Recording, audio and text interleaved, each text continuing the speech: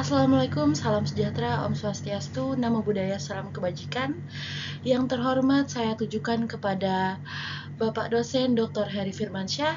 Saya selaku dosen mata kuliah Kapitas Lekta Pidana, saya memperkenalkan diri saya. Nama saya Victoria Aprilia Juli Cenayuan dengan NIM 205210261, kelas C. Sekarang saya ingin mempresentasikan hasil dari UTS saya, yaitu materi yang pertama adalah sanksi pidana administrasi, sanksi korporasi, tindak pidana khusus ekonomi, dan tipikor. Suatu tindak pidana dilakukan oleh korporasi sehingga dibebankan tanggung jawab pidana merupakan perkembangan teori baru kepada teori-teori yang membebankan tanggung jawab perdata kepada badan hukum. Oleh karena itu, muncul pro dan kontra di antara para ahli tentang pemidanaan badan hukum dan korporasi. Namun, tren atau kecenderungan yang jelas universal adalah semakin lama, semakin banyak negara-negara di dunia yang mengatur, dan menyetujui diberlakukannya tindak pidana oleh badan hukum atau korporasi ini. Badan hukum memiliki istilah yang biasanya dikenal dalam hukum perdata adalah suatu badan atau perkumpulan yang dapat memiliki hak-hak dan melakukan perbuatan seperti seorang manusia serta memiliki kekayaan sendiri dan dapat digugat atau menggugat di depan hakim. Sedangkan di dalam hukum pidana yang sering dikenal adalah istilah korporasi yang pengertiannya lebih luas dari badan hukum, sebab korporasi dalam hukum pidana bisa berbentuk badan hukum atau non-badan hukum, sedangkan menurut hukum perdata korporasi adalah badan hukum. Penerapan sanksi pidana administrasi, sanksi korporasi, serta penanganan tindak pidana khusus ekonomi dan korupsi bergantung pada hukum dan regulasi di suatu negara. Negara-negara biasanya memiliki lembaga penegak hukum yang bertugas menangani kasus-kasus ini, seperti Badan Anti Korupsi. Sanksi-sanksi ini dimaksudkan untuk memberikan efek jerah, mendisinsentifkan tindakan ilegal, dan memastikan kepatuhan terhadap hukum dan etika dalam kegiatan ekonomi dan pemerintahan. Teori-teori tentang pemidanaan terhadap korporasi belum begitu lama berkembang di Amerika Serikat, baru berkembang sejak tahun 1909, yaitu dalam kasus New York, Central Hudson River RR versus United States. Di Belanda baru berkembang sejak tahun 1950 setelah disebut dalam Wet of the Economics Delicts, tetapi dalam hukum pidana Belanda pada umumnya baru resmi berlaku sejak tanggal 1 September 1976, dan di Indonesia sendiri baru diperkenalkan sejak tahun 1951 dalam Undang-Undang Penimbunan Barang dan tahun 1955 dalam Undang-Undang Tindak Pidana Ekonomi. Selanjutnya terbit beberapa undang-undang lainnya yang memungkinkan tindak pidana dilakukan perudahan atau korporasi. Jadi sanksi untuk korporasi menurut International Meeting of Experts of the Use of Criminal Sanction in the Protection of Environment internationally, domestically, dan regionally di Portland, Oregon, USA, 19 sampai 23 Maret 1994, bahwa semua sanksi kecuali pidana penjara dapat dikenakan badan hukum. Selama ini kecenderungan untuk menggunakan sanksi pidana adalah sebagai sanksi subsidiar atau sebagai ultimum remedium atau obat terakhir, dalam arti lebih mendahulukan penerapan sanksi administrasi dan sanksi perdata. Di Belanda pada umumnya perundang-undangan pidana di luar KUHP itu dibagi menjadi dua, yaitu perundang-undangan pidana dan perundang-undangan administrasi yang bersanksi pidana. Menurut Andi Hamzah, perundang-undangan administrasi yang bersanksi pidana itu biasanya berupa delik pelanggaran saja. Di Indonesia, lanjut Andi Hamzah, menjadi lain, karena ada perundang-undangan administrasi yang sanksinya sampai pidana mati. Contoh yang dikemukakan adalah seperti Undang-Undang tentang Tenaga Atom, yang berisi Undang-Undang Nomor 31 Tahun 1964. Dengan demikian, apabila dibandingkan dengan Belanda, di Indonesia dalam mengimplementasikan kebijakan hukum pidana di bidang hukum administrasi dapat dikatakan tidak ada perbedaan dengan perundang-undangan pidana. Bahkan sekarang ada kecenderungan untuk mencantumkan ketentuan ancaman pidana yang tinggi, baik pidana penjara maupun denda, lebih berorientasi kepada potensial victim daripada actual victim. Sistem kitab undang-undang hukum pidana Indonesia yang berlaku sekarang, yang menjadi subjek hukum pidana adalah manusia atau nature-like person. Hal ini dapat terlihat dari tiap-tiap pasal KUHP buku kedua dan buku ketiga. Sebagian besar kaidah-kaidah hukum pidana di dalam KUHP dimulai dengan kata barang siapa sebagai terjemahan dari kata Belanda "hitch". Menurut asas-asas hukum pidana Indonesia, badan hukum tidak dapat mewujudkan delik Hoofdgerechtshof van NI dulu di dalam aresnya tanggal 5 Agustus 1925 menegaskannya dengan alasan bahwa hukum pidana di Indonesia dibentuk berdasarkan ajaran kesalahan individual. Berdasarkan pasal 59 KUHP, maka hukum pidana tidak mengenal korporasi sebagai subjeknya.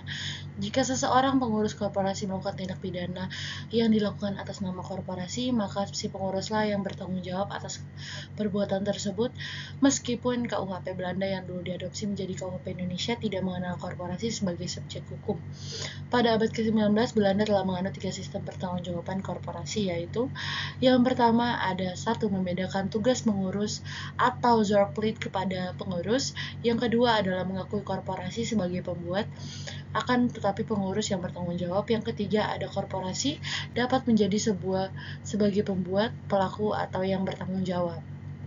Latar belakang munculnya tindak pidana khusus adalah yang pertama karena kenyataan sehari-hari banyak ditemukan delik-delik yang tidak diatur dalam KUHP. Yang kedua adanya delik yaitu pidananya relatif ringan, sedangkan delik itu pada waktu sekarang mempunyai dampak yang besar. Hubungan antara pidana umum dan pidana khusus. Hukum pidana khusus adalah ketentuan-ketentuan tentang hukum pidana yang ada di luar kodifikasi hukum pidana itu sendiri atau KUHP. Maka dapatlah kita berikan pengertian apa yang disebut sebagai hukum pidana khusus adalah hukum pidana yang ditetapkan untuk golongan orang khusus atau yang berhubungan dengan perbuatan-perbuatan khusus. Jadi hubungannya adalah ada pada pasal 103 buku 1 KUHP. Di sini saya akan menjelaskan beberapa istilah dari hukum, yaitu yang pertama adalah economic crime. Economic crime yang biasa disebut business crime adalah kejahatan ekonomi atau tindak pidana di bidang ekonomi, atau juga kejahatan dengan motivasi utama berupa keuntungan ekonomi atau keuntungan keuangan. Yang kedua ada banking crime atau kejahatan perbankan, tindak pidana di bidang perbankan, kejahatan yang berkaitan dengan dunia perbankan. Yang ketiga ada corporate crime. Marshall B. Clinard dan Peter Seeger mengatakan, a corporate crime is any committed by corporation that is punished by the state, regardless of whether it is punished under administrative, civil, or criminal law. Yang keempat adalah occupation crime atau kejahatan yang dilakukan oleh pejabat atau birokrat. Dua elemen yang terpenting occupation crime adalah status of the offender and the occupation character of the offense. Baru yang kelima adalah white collar crime. White collar crime adalah kejahatan kerah putih.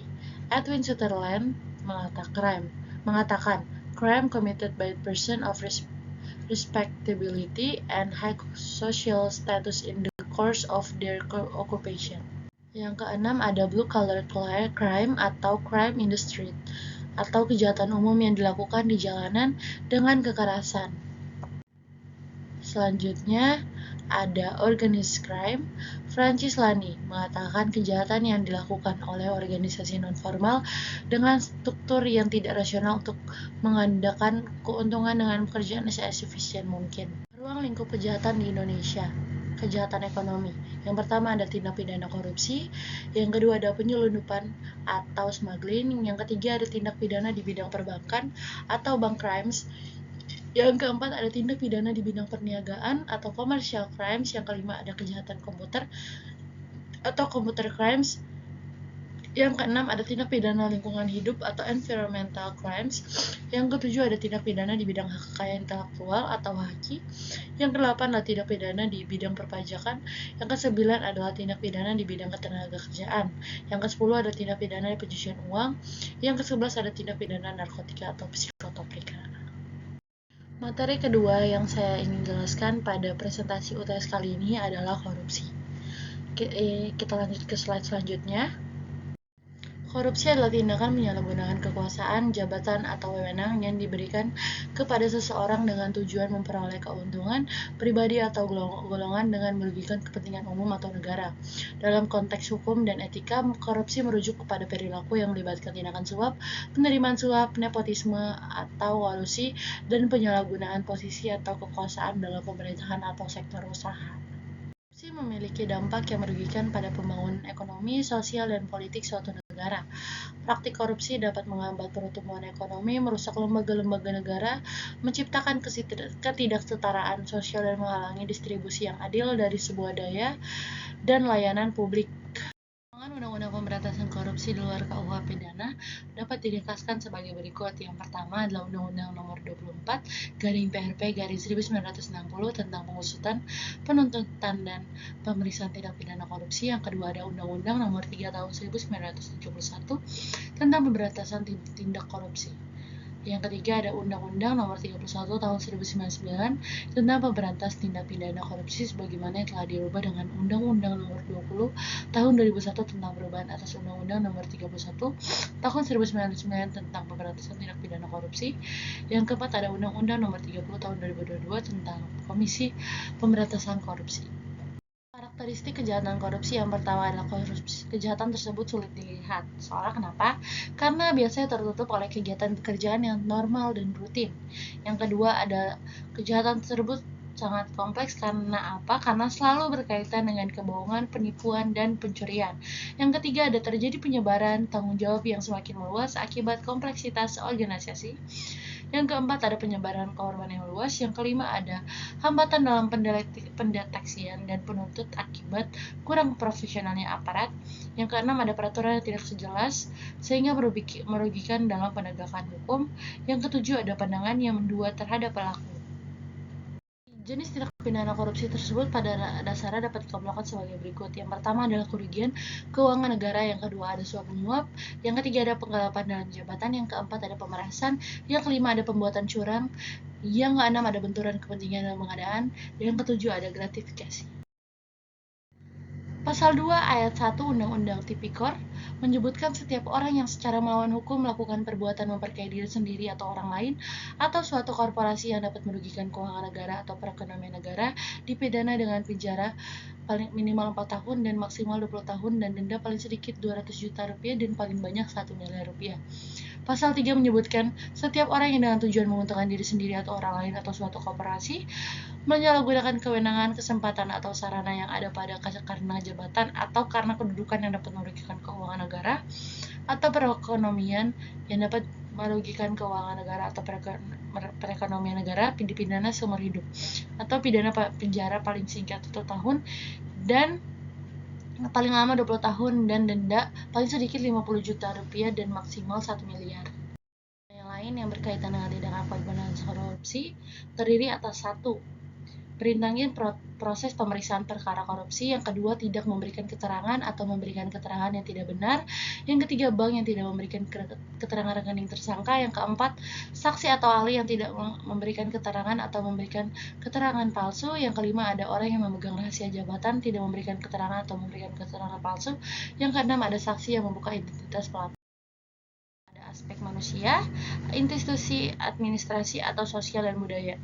Manusia akan melakukan jika ada celah, dan institusi dan atau administrasi akan melakukannya jika ada suatu dukungan dari kelompok kerja mereka, dan sosial juga akan melakukannya. Yaitu 1. Pembentukan lembaga anti korupsi. Contohnya ada KPK di Indonesia atau CPI di banyak negara. Tindakan mereka adalah pembentukan lembaga independen yang memiliki wewenang menyelidiki dan menuntut kasus korupsi. Yang kedua ada penegakan hukum atau hukuman yang tegas, yaitu penyusunan undang-undang yang mengatur kasus korupsi secara tegas dan memberikan hukuman yang berat bagi pelaku korupsi. 3. Ada transparansi dan akuntabilitas, yaitu contohnya ada penyediaan akses informasi publik, pelaporan keuangan pemerintah yang transparan, dan audit yang independen. Yang keempat, ada pendidikan dan kesadaran masyarakat, yaitu program edukasi publik, kampanye korupsi di sekolah dan universitas, dan pelatihan untuk pegawai pemerintah dan sektor swasta. Sekian presentasi UTS saya. Saya pamit undur diri. Terima kasih yang tertuju kepada Bapak dosen Dr. Heri Firmansyah. Assalamualaikum, Waalaikumsalam warahmatullahi wabarakatuh. Salam sejahtera, Om Swastiastu, Namo Buddhaya, Salam Kebajikan.